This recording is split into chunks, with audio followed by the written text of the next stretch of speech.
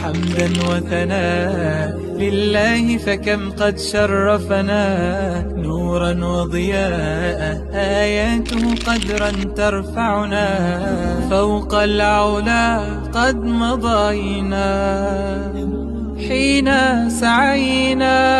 Assalamualaikum warahmatullahi wabarakatuh.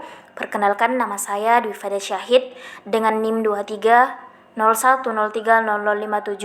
dari Program Studi Bimbingan dan Konseling Islam Fakultas Usuluddin Adab dan Dakwah Universitas Islam Negeri Palopo.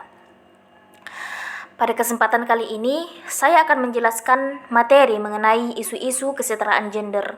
Nah, bagaimana sih isu-isu kesetaraan gender itu mempengaruhi proses konseling?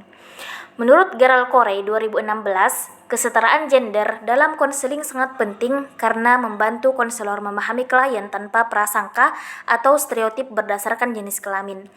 Jadi, konselor yang adil dan terbuka akan mampu menciptakan hubungan yang saling menghargai sehingga klien bisa merasa aman untuk mengekspresikan perasaannya.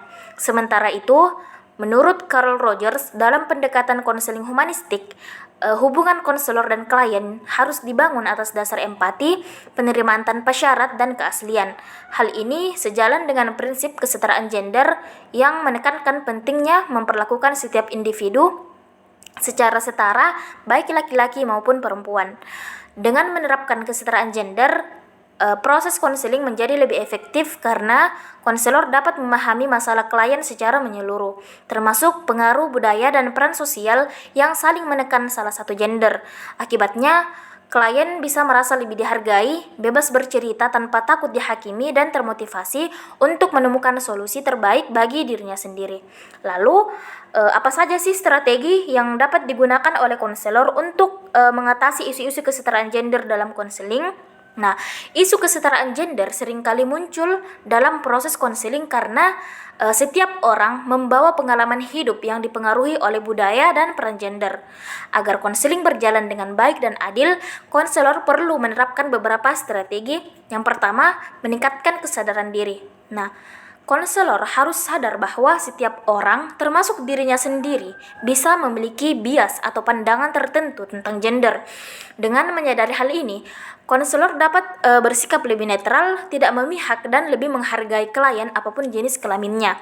Terus yang kedua, menambah pengetahuan tentang gender, di mana konselor perlu terus belajar tentang isu-isu gender, peran sosial, dan budaya yang mempengaruhi laki-laki maupun perempuan. Pengetahuan ini membantu konselor memahami akar masalah klien dan tidak menilai mereka hanya dari sudut pandang pribadi. Terus yang ketiga itu membangun hubungan yang setara, di mana konseling itu harus menjadi tempat yang aman dan nyaman. Konselor itu perlu memastikan tidak ada perbedaan perlakuan antara klien laki-laki dan perempuan. Nah, sikap ramah, terbuka, dan tidak menghakimi itu membantu klien merasa dihargai dan bebas untuk menceritakan masalahnya. Terus yang keempat itu menggunakan pendekatan berspektif gender. Jadi, konselor itu bisa memakai pendekatan yang menekankan pemberdayaan dan kesetaraan. Misalnya, konselor itu membantu klien memahami bahwa masalah yang mereka alami mungkin berasal dari aturan sosial yang tidak adil, di mana konselor ini berperan membantu klien menemukan kekuatan dan harga dirinya. Terus yang kelima itu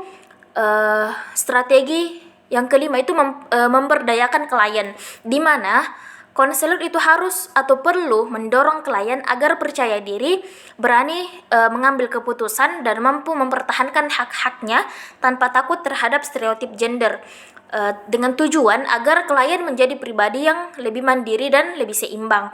Terus yang terakhir itu menjadi agen perubahan.